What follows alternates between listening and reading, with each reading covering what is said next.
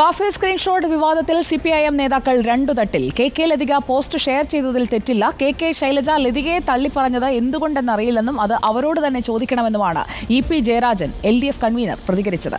പ്രചരിപ്പിക്കുന്നതിന് മുൻപ് നിജസ്ഥിതി KK Lathika അന്വേഷിക്കണമെന്നായിരുന്നു MV ജയരാജന്റെ പ്രതികരണം. UDF നടത്തിയ പ്രധാന പ്രചാരവേല ടീച്ചറെ വ്യക്തിപരമായി അധിക്ഷേപിക്കും വിധത്തിലായിരുന്നു, സ്ത്രീത്വത്തെ അപമാനിക്കും വിധത്തിലായിരുന്നു.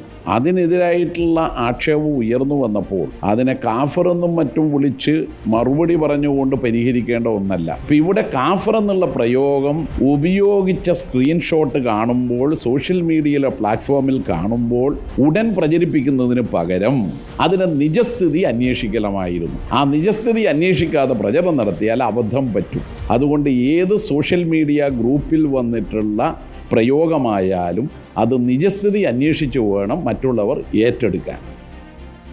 MM രാകേഷ് കോഴിക്കോട്ട് നിന്ന് നമുക്കൊപ്പമുണ്ട്. Good evening Rakesh. ഫാക്ട് ചെക്കിനെ കുറിച്ചാണ് MV ജയരാജൻ പറയുന്നത്. അതേസമയം പാർട്ടിയുടെ ഭാഗത്തു നിന്നുള്ള സംരക്ഷണം നേരത്തെ MV ഗോവിന്ദന്റെ ഭാഗത്തു നിന്നുള്ള പ്രതികരണത്തിൽ നമ്മൾ കണ്ടതാണ്. എങ്ങനെയാണ് കോൺഗ്രസും RMPയും ഒക്കെ ഈ വിഷയം ഇപ്പോൾ ഏറ്റെടുത്ത് മുന്നോട്ട് കൊണ്ടുപോകാൻ പോകുന്നത്? ഒരു ഭാഗത്ത് വിശദീകരണവും ഒപ്പം പരസ്പരമുള്ള പഴിചാരലും നടക്കുമ്പോൾ. തീർച്ചയായും ഗുഡ് ഈവനിങ് സുജയ. നമുക്ക് കാണാനാവുന്നത് വടകര കാഫിർ സ്ക്രീൻഷോട്ട് വിവാദത്തിൽ വളരെ ശക്തമായ പ്രതിഷേധ പരിപാടികളുമായി മുന്നോട്ട് പോകാൻ തന്നെയാണ് UDF തീരുമാനിച്ചിരിക്കുന്നത്. VD സതീശൻ അത്തരത്തിലുള്ളൊരു സൂചന തന്നെയാണ് ഇന്ന് നൽകിയിരിക്കുന്നത്. ഇന്ന് വടകര വില്യാപ്പള്ളിയിൽ തന്നെ വൈകിട്ട് ഒരു പ്രതിഷേധ പരിപാടി വടകര UDFിൻ്റെ നേതൃത്വത്തിൽ തന്നെ നടക്കുന്നുണ്ട്. ഇതുകൂടാതെ തിങ്കളാഴ്ച വൈകുന്നേരം അല്ലെങ്കിൽ തിങ്കളാഴ്ച രാവിലെ 10 മണിക്ക് SP ഓഫീസിലേക്കാണ് UDF RMP സംയുക്തമായി തന്നെ മാർച്ച് തീരുമാനിച്ചിരിക്കുന്നത്. ഈ മാർച്ച് ഉദ്ഘാടനം ചെയ്യുന്നത് K മുരളീധരനാണ്.